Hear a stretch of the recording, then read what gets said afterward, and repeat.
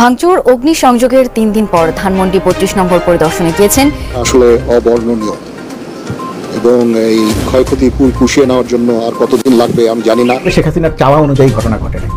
32 নম্বর ধুলোয় মিশিয়ে দেয়া হবে, ভেঙে গুড়িয়ে দেয়া হবে, এটা শেখ হাসিনার হিসেবে ছিল না। দর্শক শ্রোতা, আপনারা জানেন যে ধানমন্ডির 32 নম্বর বাড়ি বঙ্গবন্ধুর বাড়িকে বুলডোজার দিয়ে সেটাকে গুড়িয়ে দেওয়া হয়েছে, কিন্তু অবশেষে আবারও এটা কি ঘোষণা দিলেন সেনা প্রধান। দর্শক শ্রোতা, তাহলে কি আবারও এই ধানমন্ডি 32 নম্বর বাড়ি বানানো হবে না সেখানে কি করা হবে?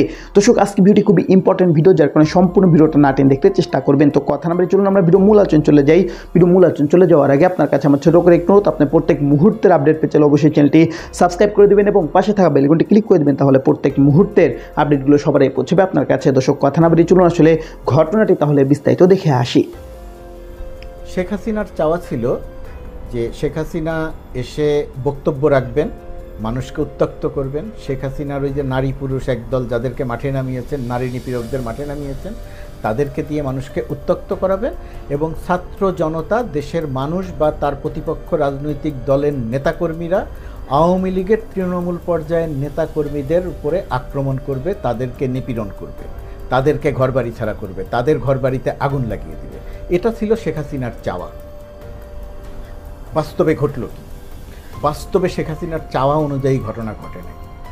শেখ হাসিনা মনে করেন নাই যে তিনি এবং তার লোকজন দিয়ে যে মানুষকে উত্ত্যক্ত করা হচ্ছে, এই উত্ত্যক্ত করার পরিণতিতে 32 নম্বর ধুলোয় মিশিয়ে দেয়া হবে, ভেঙে গুড়িয়ে দেয়া হবে, এটা শেখ হাসিনার হিসেবে ছিল না।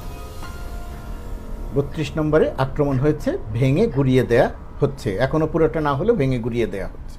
এটার পক্ষে বিপক্ষে কেন সরকার, কেন নীরব থাকলো সরকার, কেন থাকে ইত্যাদি নিয়ে তর্ক বিতর্ক আলোচনা থাকবে, সেই আলোচনায় আমি যাচ্ছি না।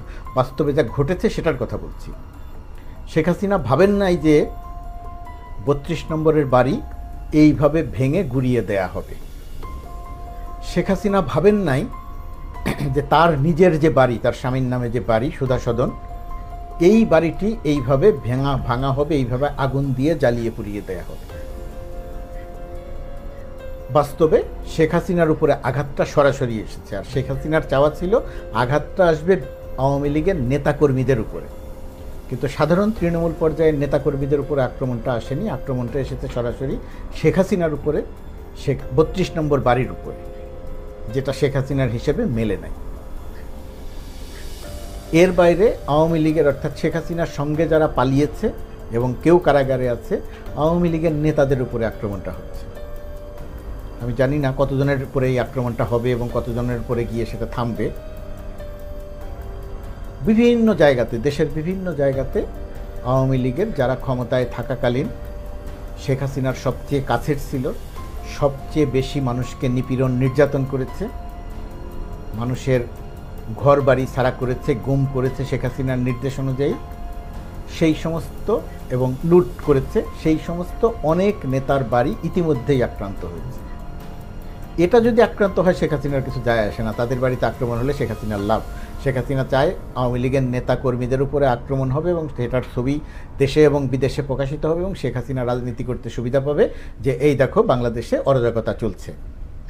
কিন্তু বাস্তবে শেখ হাসিনার যে ইমেজ, শেখ হাসিনা যে গণহত্যা করে দেশ থেকে পালিয়েছে, এই পালানোর যে ভাবমূর্তি সারা পৃথিবীতে, এটা দিয়ে শেখ হাসিনার খুব বেশি কোনো রাজনীতিতে উপকৃত হবে না। তবে সরকারের ভাবমূর্তি নিয়ে একটা প্রশ্ন তৈরি হবে, সরকারকে নানাবিধ প্রশ্নের জবাব দিতে হবে যে সে থাকা অবস্থাতে, সরকার থাকা অবস্থাতে এই ভাঙচুরটা হলো কীভাবে, এটা নিয়ে প্রশ্নের মুখে পড়তে হবে। নিশ্চয়ই সরকার এটার জবাব দিবে। আর আরেকটা জিনিস, শেখ হাসিনা এখনও পর্যন্ত একটা ইলিউশনের জগতে আছে, শেখ হাসিনা এখনও পর্যন্ত একটা ইউটোপিয়ান জগতে আছে। সে ভাবতেই পারছে না যে সে প্রধানমন্ত্রী নাই। সে মনে মনে ভাবছে এই আবার সে ক্ষমতায় চলে আসবে, আবার সে বাংলাদেশে চলে আসবে, এবং সে তার নেতাকর্মীদের এরকম একটা ধারণা দেওয়ার চেষ্টা করছে। এই যে ধারণা দেওয়ার চেষ্টা, 15 বছর 16 বছর ক্ষমতায় থাকার ফলে নেতাকর্মীদের সেটা বোঝাতে সক্ষম হয়েছিল যে তার অসীম ক্ষমতা, সে ইচ্ছে করলেই ক্ষমতায় থেকে যেতে পারবে, আজীবন ক্ষমতায় থেকে যেতে পারবে, 2041 সাল পর্যন্ত ক্ষমতায় থেকে যেতে পারবে, আমৃত্যু ক্ষমতায় থেকে যেতে পারবে। এই যে সে চিন্তাভাবনাটা করেছিল, এই চিন্তাভাবনাটা এখনও নেতাদের অনেকের মাঝে বিরাজ করছে যে শেখ হাসিনা আবার ফিরে আসবে, অমুক দেশ তাকে ক্ষমতায় নিয়ে আসবে, অমুক নেতা তাকে ক্ষমতায় নিয়ে আসবে, শেখ হাসিনা আবার ক্ষমতায় আসবে এবং এসে প্রতিশোধ নেবে, সবাইকে হত্যা করবে, সবাইকে জেলে নেবে, সবাইকে দেশ ছাড়া করবে। কিন্তু বাস্তবতা হচ্ছে বাংলাদেশে বহু কিছু ঘটতে পারে, অনেক অরাজকতা হতে পারে, অনেক ঝামেলা হতে পারে, ইত্যাদি ইত্যাদি হতে পারে। এর ফলে কি হবে? অনেক কিছু হতে পারে, কিন্তু শেখ হাসিনা কোনোদিন বাংলাদেশে আর ফিরে আসবে না। শেখ হাসিনার রাজনীতি আর বাংলাদেশে চলবে না। এই অনুশোচনাহীন, নেতৃত্ব পরিবর্তনহীন আওয়ামী লীগ বাংলাদেশে কোনো রাজনীতির স্কোপ পাবে না, সুযোগ পাবে না। এটা আওয়ামী লীগের নেতাদের, আওয়ামী লীগের কর্মীদের, আওয়ামী লীগের সমর্থকদের বুঝতে হবে, বোঝা দরকার। তারা যদি এটা বোঝেন, শেখ হাসিনার ফাঁদে যদি পা না দেন, তাহলে তারা বিপদে কম পড়বেন।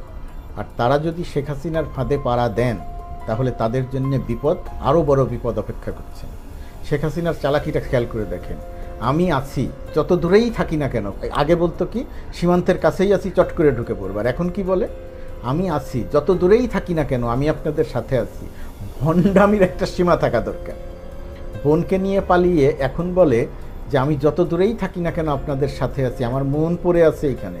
তো মন পড়ে থাকলে সশরীরে আসেন না কেন? নেতাকর্মীদের বিপদে ফেলছেন কেন এই পরিকল্পিতভাবে? নেতাকর্মীদের এই বিষয়টি বুঝতে হবে। যারা বলার চেষ্টা করছেন যে নির্বাচন নিয়ে সংশয় তৈরি হচ্ছে, নির্বাচন দিবে না, আজীবন ক্ষমতায় থেকে যাবে, তাদের বোধের মধ্যে এটাও আসা দরকার যে এই যে ঘটনাগুলো ঘটছে, এর পরিপ্রেক্ষিতে নির্বাচন যে সময়ে হওয়ার কথা সেটা হওয়ার পরিবেশ আরও শক্ত হচ্ছে, অর্থাৎ নির্বাচন ঠিক সময়ের মতো হবে। আপনাদের যে স্বপ্ন দেখছেন, দিবা স্বপ্ন দেখছেন। তো দর্শক, আপনারা এই সম্পূর্ণ ভিডিও দেখলেন। আর সম্পূর্ণ ভিডিও দেখে যদি আপনার কোনো মন্তব্য থাকে, তাহলে অবশ্যই কমেন্ট বক্সে কমেন্টে আপনার মূল্যবান মন্তব্য জানিয়ে দিবেন। দর্শক, এখন আমরা পরবর্তী আরেকটি ভিডিও দেখবো, যেটাতে আমরা আরও কিছু তথ্য আমরা জানতে পারবো। দর্শক, চলুন আমরা সেই ভিডিওটি বিস্তারিত দেখে আসি। ভাঙচুর অগ্নিসংযোগের 3 দিন পর ধানমন্ডি 32 নম্বর পরিদর্শনে গিয়েছেন গৃহায়ন ও গণপূর্ত সচিব হামিদুর রহমান খান। সহকর্মী আলামিন হক অহন রয়েছেন সেখানে, যাব তার কাছে। অহন, গৃহায়ন সচিব সেখানে গিয়ে কি করলেন, বিস্তারিত জানাবেন আমাদের। নুডলস খান নাই তো, নুডলসই খান নাই। তিনি মূলত এসেছিলেন যে এখানে যে বরাদ্দ দেওয়া হয়েছিল যে প্লটগুলো, সেগুলো বঙ্গবন্ধু কিংবা তার পরিবারের কারো নামে বরাদ্দ আছে কিনা। তিনি যদিও গণমাধ্যমে এ বিষয়ে কিছু বলেননি, তবে আমরা যতটা জানতে পেরেছি এখানে প্রায় 100 কাঠার মতো জায়গা রয়েছে, যেগুলো ধানমন্ডি 32-এর এই অবকাঠামোগুলো যেগুলো দেখছেন ভেঙে ফেলা হয়েছে, এর মধ্যে নির্মিত ছিল। এবং এর মধ্যে মাত্র 20 কাঠা বঙ্গবন্ধু যে স্মৃতি জাদুঘর সেটির নামে বরাদ্দ ছিল। বাকিগুলো কার নামে বরাদ্দ ছিল এবং সেটি কীভাবেই এই স্মৃতি জাদুঘরের যে 20 কাঠার মধ্যে সেই আওতার মধ্যে চলে এলো, সেই বিষয়গুলো তিনি খোঁজ খবর নেওয়ার জন্য এসেছিলেন। এবং তিনি ঘুরে দেখেছেন এর পাশে একটি নির্মাণাধীন ভবন রয়েছে, সেই ভবনটির অনুমতি বা কোথা থেকে নিলেন সেটিও এখন পর্যন্ত মন্ত্রণালয়ের কাছে সেই কাগজপত্র নেই। তারা এই বিষয়গুলো তাদের মধ্যে আলোচনা করছিলেন, গণমাধ্যমে তারা এখন পর্যন্ত কিছু বলেননি। তবে আমরা যতটা জানতে পেরেছি, গণমাধ্যমে হয়তো তিনি পরে কথা বলবেন, তবে এখন পর্যন্ত এই যে অবকাঠামোগুলো রয়েছে সেগুলো তো এখনও ছিন্নমূল মানুষ যারা রয়েছেন তারা রড লোহালক্ষ সংগ্রহ করার জন্য ভাঙচুর করছেন। এরপরে হয়তো এই প্লটটি কার নামে বরাদ্দ ছিল এবং এই বিষয়ে কোনো সরকারের পক্ষ থেকে কোনো সিদ্ধান্ত নেওয়া যায় কিনা সেটি হয়তো জানানো হতে পারে। তবে এখন পর্যন্ত আমরা যতটা জেনেছি এখানে 4টি প্লট একেবারে লাগোয়া, সেই 4টি প্লটের একটিতে তো বঙ্গবন্ধুর যে মূল ভবনটি সেটি রয়েছে এবং আরেকটি বর্ধিত প্লট যেটি পরবর্তীতে এই প্লটের অংশ হয়ে গেছে। তবে সেটি কিভাবে হলো, এত বড় প্রায় 100 কাঠার মতো জায়গা কিভাবে এর আওতায় আসলো, সেটি মূলত পর্যবেক্ষণ করছে গৃহায়ন ও গণপূর্ত মন্ত্রণালয়। তো দর্শক, আপনার সম্পূর্ণ ভিডিও দেখলেন। সম্পূর্ণ ভিডিও দেখে যদি আপনার কোনো মন্তব্য থাকে, তাহলে অবশ্যই কমেন্ট বক্সে কমেন্টে আপনার মূল্যবান মন্তব্য জানিয়ে দিবেন। দর্শক, কথা বলতে বলতে আমরা ভিডিও শেষ পেয়ে চলে এসেছি। ভিডিওটি শেষ করার আপনার কাছে আবার অনুরোধ করছি, আপনি প্রত্যেক মুহূর্তের আপডেট পেতে অবশ্যই চ্যানেলটি সাবস্ক্রাইব করে দেবেন এবং পাশে থাকা বেল আইকনটি ক্লিক করে দেবেন, তাহলে প্রত্যেক মুহূর্তের আপডেটগুলো সবার আগে পৌঁছাবে আপনার কাছে। দর্শক, নিশ্চয়ই ভালো থাকবেন, সুস্থ থাকবেন। আল্লাহ হাফেজ।